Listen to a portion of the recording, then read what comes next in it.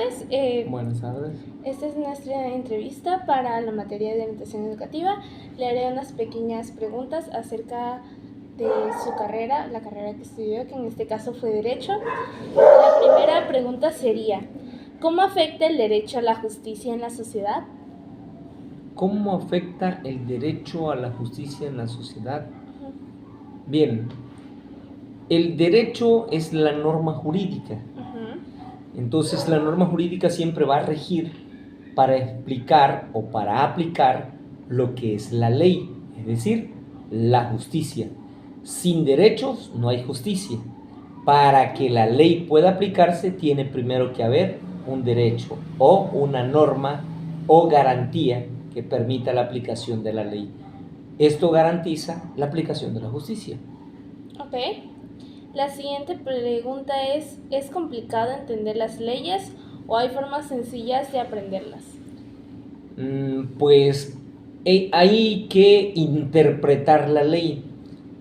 Hay una materia que estudié en la carrera que se llamaba hermenéutica, también otra materia que se llamaba lexicología. La hermenéutica te permite la interpretación correcta de qué dice la ley o a qué se refiere la ley, y la lexicología es la terminación científica o la terminación de carácter especializada en la materia del derecho.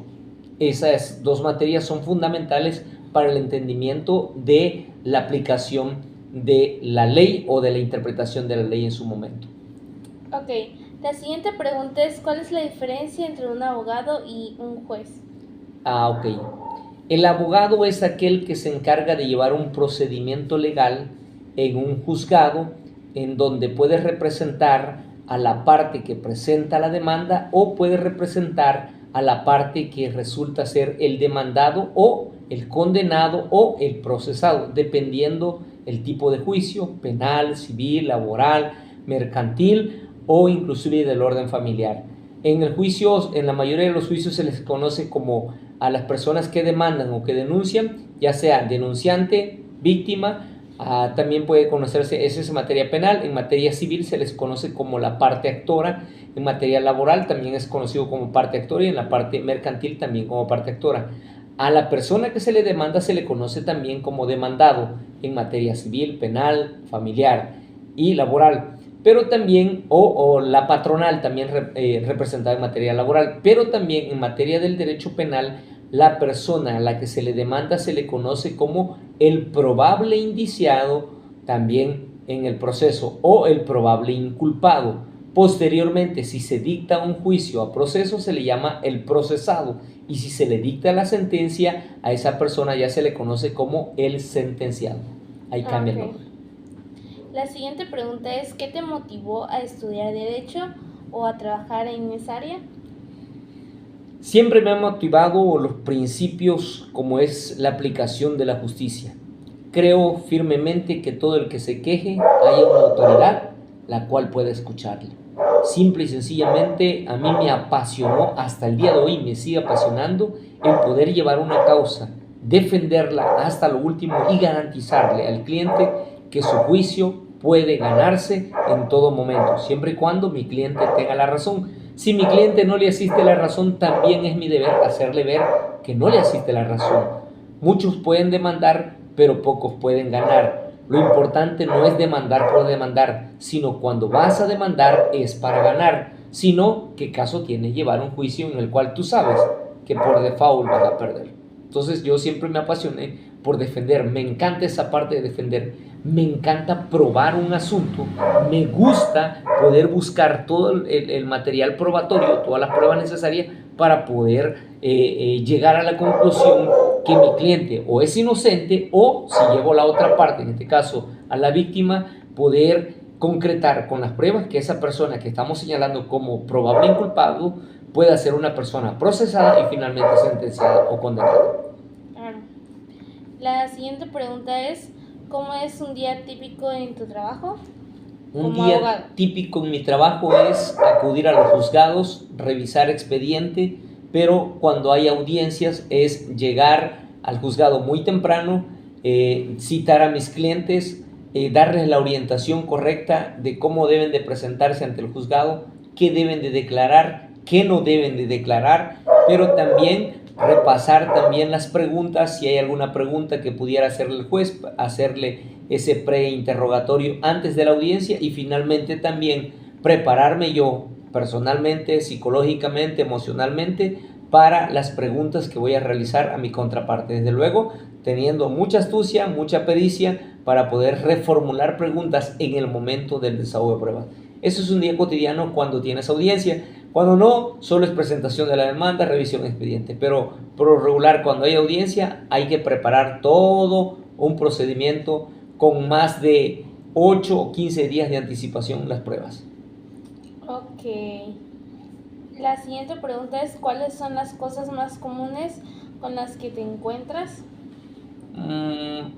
Los procedimientos que a veces se atrasan un poco, derivado de que la carga de trabajo que existe en los juzgados, tanto civiles, familiares, mercantiles o laborales, donde los procedimientos debieran de no pasar más de un año, inclusive, y hay procesos que tienen más de 2 y 3 años y aún no se resuelven, pero es por la carga o el exceso de trabajo. Eso sí, de repente sí, son cuestiones con las cuales te enfrentas, ¿verdad? Ok.